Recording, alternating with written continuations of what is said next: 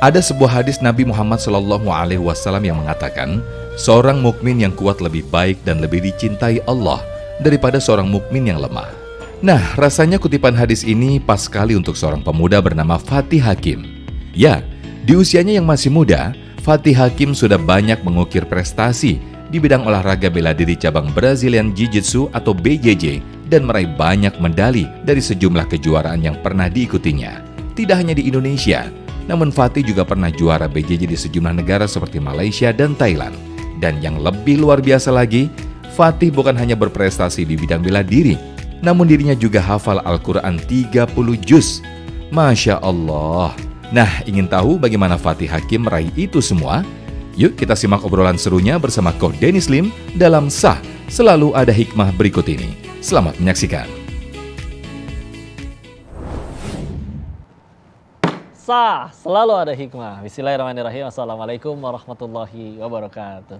Pemirsa yang dirahmati Allah, alhamdulillah kita bisa kumpul bareng lagi di acara sahan kita Selalu Ada Hikmah, mengambil hikmah dari tokoh-tokoh inspiratif. Kali ini orang hebat nih, narasumber tokoh pemuda, masih 23, nanti 24 tahun ini. Beliau aktif di olahraga Brazilian Jiu-Jitsu. Sudah ada medali-medalinya ini, hasil dari kejuaraan. Tapi terlepas dari itu, nggak cuma itu, bahkan beliau juga seorang hafiz 30 juz Al-Quran yang sanadnya bersambung nyampe ke Rasulullah. Masya Allah, kita langsung aja ngobrol-ngobrol dengan beliau ya. Assalamualaikum warahmatullahi wabarakatuh, Ustadz Muhammad Fatih Hakim. Waalaikumsalam warahmatullahi wabarakatuh. Ustadz, panggilnya karena dari Bandung, Kang Fatih lah ya, Al-Fatih. Masya Allah, alhamdulillah. Saya izin tanya-tanya ya. Awalnya ngaji dulu sampai dapat sanad tadi, atau emang udah ada menjujitsu duluan? Ini yang lebih dahulu didapat mana dulu nih? Ya, kalau dari kecil itu, ya saya memang sebenarnya bukan minat saya ini jiu-jitsu. Aslinya jiu-jitsu ya. minat. Karena waktu kecil itu lebih minat ke sepak bola. Iya, itu hobi umum deh Ya, kayaknya. hobi umum, ya.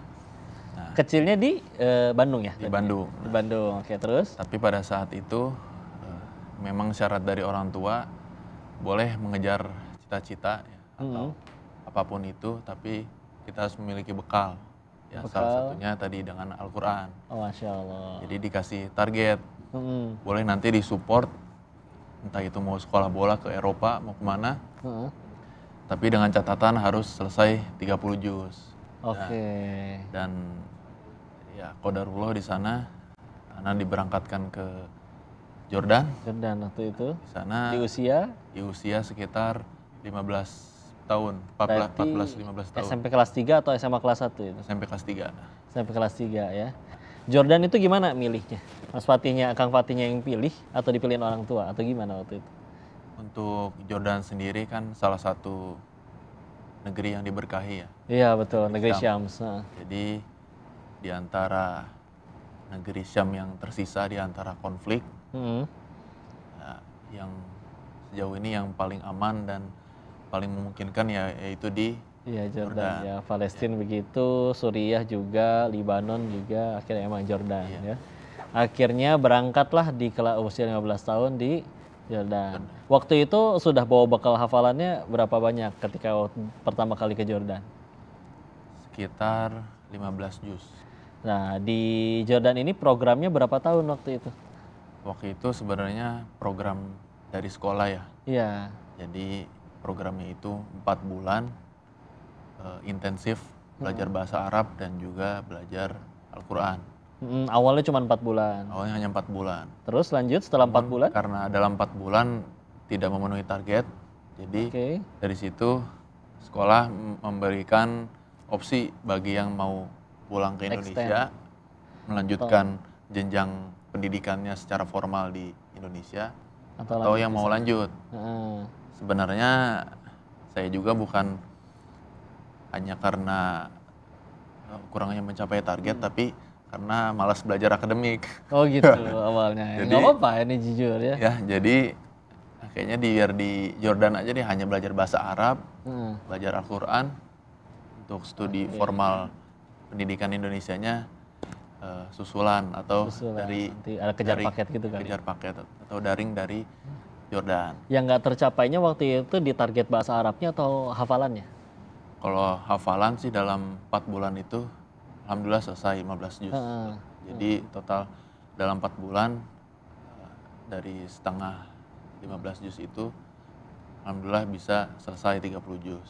Jadi setiap harinya tuh dari jam berapa sampai jam berapa tuh kegiatan menghafalnya? Dan setorannya? Dari sore sampai pagi. Dan sampai ke pagi? Ya, dan untuk pagi itu belajar bahasa Arab sampai siang. Sampai akhirnya total dapat di sana pulang di 18, usia 18 ya?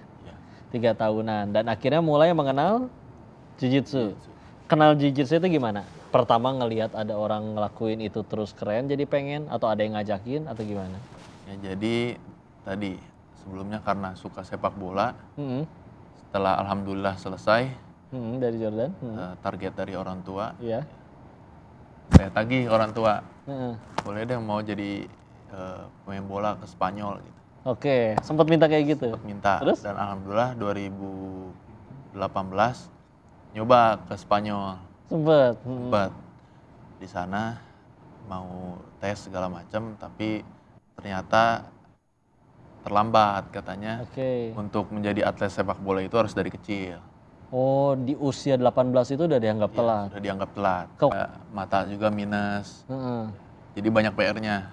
Dan katanya ya untuk bersaing di usia seperti ini ya sulit. Udah telat. Jadi dari situ bingung nih, karena dalam hati kan pengen jadi atlet. Iya. Entah itu atlet apa gitu ya. Jadi muter otak nih, apa nih yang disenangi gitu ya. Yang setidaknya tetap jadi atlet walaupun di sepak bola gagal. Akhirnya ya berlatih ini Jiu-Jitsu ini, dan awal kenalnya itu pertama ya sering nonton UFC. Awal dari juga ada beberapa keluarga juga seperti Om yang berlatih Jiu-Jitsu juga.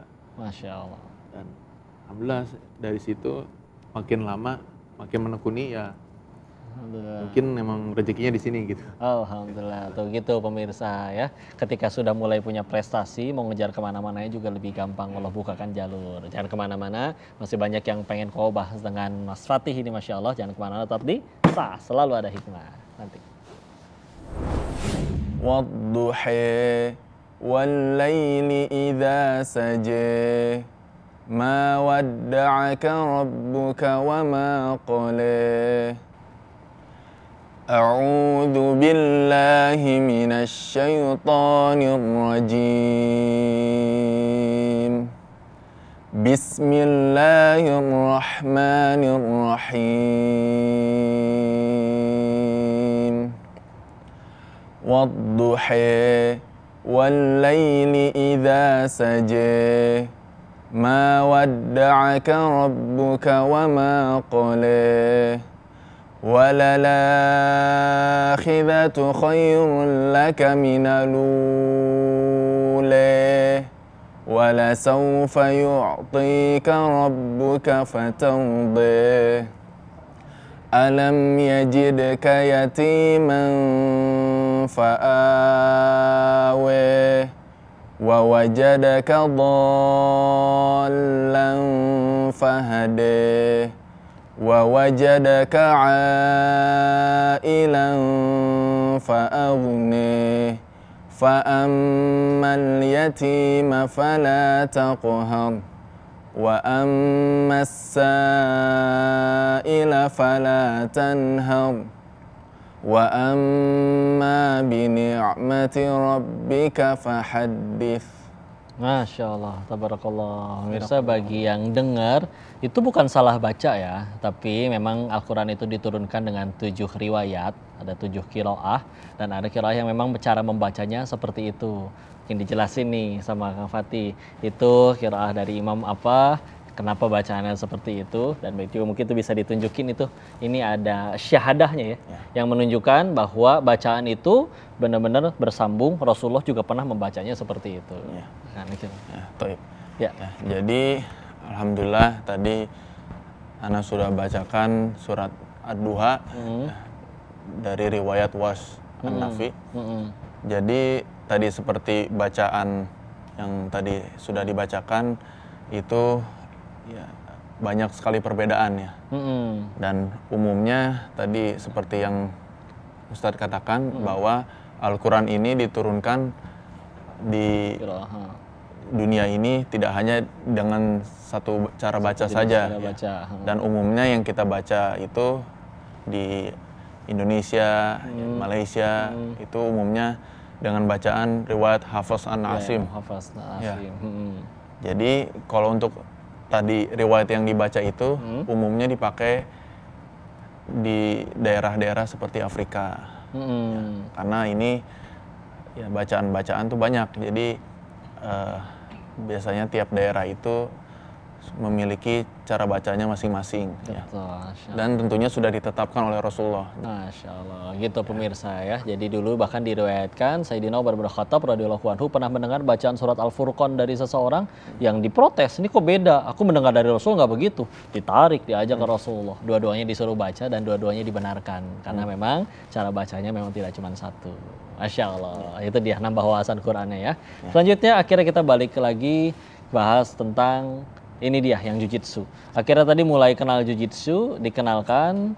Itu proses belajarnya berapa tahun sampai akhirnya udah ngedapat semua medali ini nih? Wah, kalau untuk sampai juara sih prosesnya sekitar cukup lama ya sih. Tadi mulai kan umur 18. Sampai sekarang umur segini ya ini peraihan medali semua tahun 2023. 2003 dan 2004 nih ada 2. Dari latihan umur 18 itu benar-benar dari basic nol banget, belum pernah jujitsu sama sekali? Ya dari basic banget. Kejuaraan pertamanya di tahun? Semuanya di 2023. 2003 itu juga baru pertama? 2022 maaf. Udah pernah dulu di 2022. Tapi akhirnya pertama kali juara di 2023. Yang mana yang paling pertama? Yang paling pertama ini itu di Malaysia. Ini Malaysia. Ya. Ini ada 2, maksudnya 1 silver sama bronze ya? Ya, sebenarnya ini sambil liatin aja ke arah. Boleh. Ya, ini ada silver sama gold. Berapa orang yang ditaklukkan untuk sampai akhirnya jadi juara 1 itu? Untuk dapat gold? Sekitar 4 sampai 5 orang. 4 sampai 5 orang. Jadi sistem gugur ya, kompetisi gugur, gitu ya. Berapa orang waktu itu pesertanya yang ikut kompetisi yang juara ya? Sekitar kurang lebih 300 sampai 400 orang. Alhamdulillah. Jelasin juga dong Jiu-Jitsu nih, ada teknik apa aja sih? Disingkatnya BJJ ya, Brazilian Jiu-Jitsu. Masya Allah, padahal tetap juga sebagai hafiz. Ya, Jiu-Jitsu ini kan tadi olahraga yang sebenarnya cukup aman ya. Dan juga salah satu sunnah Nabi ya. Bergulat ya. Jadi tidak ada pukulan, tidak ada tamparan segala macam. Jadi hanya pure kita banting dan mengunci. Banting dan mengunci. Dan juga selain itu ya olahraga ini ya bagus untuk semua kalangan ya. Iya. Target yang dikunci itu berarti kaki, tangan dan leher aja ya atau? Iya. Tangan, leher, kemudian kaki juga bisa. Intinya seluruh badan selama itu kita bisa kunci ya. Bisa. Jadi dari sini ini untuk kuncian leher. Ya. Bukan keretak ya ini tapi bukan. Bisa bercanda dia asli ya. Iya. Tapi kuncian leher ya. Jadi dari sini pertama tangan kanannya kita cross di sini. Ya. Oh, gini aja udah ngap sih. Pastikan dagunya pas di bawah siku. Tangannya kita dorong ke belakang. Tangan kirinya kita dorong ke bawah. Dorong kepala ke depan. Jadi pelan-pelan seperti ini. Nah. Ya, seperti itu. Kurang lebih. Masya Allah. Dan ada teknik-teknik lain ya tadi ya, yang buat kayak di kaki dan juga di tangan. Dan ini adalah basic dari semua, kalau pengen MMA ya, Mixed Martial Art, salah satu yang harus dikuasai adalah tadi salah satunya adalah Jiu-Jitsu. Masya Allah, dan sekali lagi ini bela diri ya, bukan untuk sosok jagoan berantem gebugin orang di jalan, naudzubillah. Tapi kita akan ngobrol lagi lanjut dengan Mas Satih, dengan Kang Fatih. Kalian jangan kemana-mana, tetap di Selalu Ada Hikmah. Nah, untuk Jiu-Jitsu ini ya kurang perhatiannya dari pemerintah, jadi ya banyak juga atlet-atlet yang kurang diperhatikan. Jadi Pemirsa, selalu ada hikmah. Balik lagi kita dengan Kang Fatih. Alhamdulillah, pengen tanya dulu nih. Ini juaranya udah di kejuaraan apa aja nih? Disebutin dong satu-satu. Alhamdulillah, ya medali yang terpampang di sini itu dari kancah nasional maupun internasional. Ini kan Malaysia tadi ya. Ya. Terus? Kemudian untuk internasional dulu ya. Tadi kan sudah yang Malaysia. Kemudian double bronze di Thailand. Thailand nih. Thailand. Kemudian dari ini ya untuk event di Indonesia ya. Ini di boleh. Biar kelihatan. Ya. Ini tadi yang Thailand ya. Ini tadi yang Thailand. Thailand. Ya. Double bronze. Double bronze. Next. Kemudian ini event di Bali ya. Tapi ini terbuka untuk se-ASEAN. Ya. Oh ini di Bali nih ya? Di Bali ini ya. Jadi lawannya bule-bule dari Ukraina, dari Rusia ya. Dan ini silver medalist dan juga bronze medalist. Ya. Oh Masya Allah, ini yang di Bali. Ada dua lagi? Kemudian ini yang paling dekat nih. Ini di Bandung. Ya, ini Bandung. Tahun lalu Bandung Elite Grappling Event. Ya. Alhamdulillah juara 2. Alhamdulillah. Kemudian ini di Senayan nih, juara 1 Indonesian Open. Masya Allah, juara 1 Indonesian Open. Ini gold nih berarti gold, nih. Ya. Alhamdulillah ya. Dan selain Masya Allah prestasi yang mentereng, Alhamdulillah di bidang jiu-jitsu, bela diri, ternyata beliau ini juga pernah menjadi imam di Masjid Iqra yang lokasinya ada di Perth. Perth itu ada Australia ya, Masya Allah. Gimana tuh ceritanya, Kang Fatih, ceritain? Jadi itu sekitar tahun 2019 ya pada bulan Ramadan. Jadi memang dibutuhkan imam untuk bulan Ramadan dari Indonesia dan kemudian dari ini karena program dari sekolah juga tadi yang sekolah memberangkatkan ke Jordania dan dipercayai untuk mengirimkan orang-orang terbaiknya untuk jadi imam di Australia. Berapa orang waktu itu yang ke Australia? Dan yang terkirim itu tiga orang. Iya, buat ganti-gantian. Iya, 3 orang. Dan di sana dikirim jadi untuk pengajian komunitas Indonesia, kemudian banyak orang Indonesia. Masjid, lumayan banyak, ribuan orang di sana. Dan di sana selama 30 hari itu ya kita dipecah untuk ngimamin untuk yang 5 waktu berikut juga dengan yang taraweh selama Ramadan. Masya Allah. Juga bahkan aktif berdakwah, nggak cuma ngimamin aja. Masya Allah banyak sekali prestasi. Terus alhamdulillah di dunia BJJ sendiri juga akhirnya siapa yang menjadi tokoh favoritnya mungkin? Orang kan paling kenalnya mungkin misalkan Khabib Nurmagomedov, padahal beliau di MMA ya, nggak cuma di jiu-jitsunya aja. Atau siapa nih yang benar-benar inspirasi? Kalau di jiu-jitsu itu ada Roger Gracie ya. Itu salah satu tokoh jiu-jitsu atau kalau kita sebutnya GOAT ya. Atau kalau di sepak bola ada Ronaldo. Oh, greatest of all time. Ya, kalau di kambing. Kalau di Indonesia kalau di jiu-jitsu ada Roger Gracie. Reaksi orang tua gimana nih ketika akhirnya memilih? Tadinya kan kalau main bola ya, nggak akan kena cekekan orang. Terus akhirnya aku pengen jiu-jitsu nih, bilang ke ayahnya, sempet ditolak dulu nggak? Aduh nanti kamu benjut nak atau gimana? Selama ini nggak ada larangan atau apapun ya, selama kita tahu batasan, terus kita alhamdulillah juga kan punya bekal, jadi kemanapun arahnya pasti disupport. Masya Allah. Terus orang tua selalu nonton nggak setiap kali kejuaraan gini? Biasanya kirim video aja. Kirim video ya. Karena kan memang juga beberapa harus ada yang di luar negeri. Nah, itu kalau berangkat ke luar negeri gitu kita biaya sendiri atau ada yang sponsorin? Setiap kali kita ikut kejuaraan? Mayoritas itu biasanya bayar sendiri. Masih bayar sendiri. Untuk stay di sana berapa harinya? Hotel pun bayar sendiri? Bayar sendiri. Dan ya untuk jiu-jitsu ini ya kurang perhatiannya dari pemerintah. Jadi ya banyak juga atlet-atlet yang kurang diperhatikan. Jadi harapannya bisa lebih kritik nih ya buat supaya kepada pemerintahan untuk supaya lebih difasilitasi ya. Karena ternyata Masya Allah ini benar-benar swadaya sendiri berarti, tapi toh berhasil bawa prestasi yang harum juga nama Indonesianya.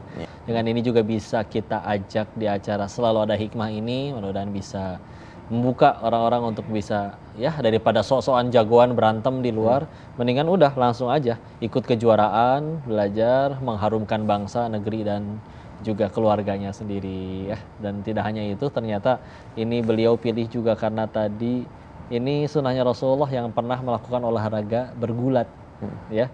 Jadi tidak hanya untuk supaya jadi ngebela diri, tapi juga dapat pahalanya juga. Masya Allah. Alhamdulillah. Jazakallah khair. Ustaz, alhamdulillah. Makasih banyak obrolan hari ini. Menginspirasi sekali. Mudah-mudahan bisa diikuti oleh banyak pemuda di luar sana. Yang kerennya lagi itu dia mungkin kalau yang sekedar jago untuk olahraga banyak ya. Tapi ternyata tadi harus punya bekal untuk akhiratnya. Itu juga amat sangat jauh lebih penting daripada sekedar juara di dunia aja dalam urusan ya tadi duniawi. Karena bekal yang paling utama adalah tadi Al-Quran, Masya Allah.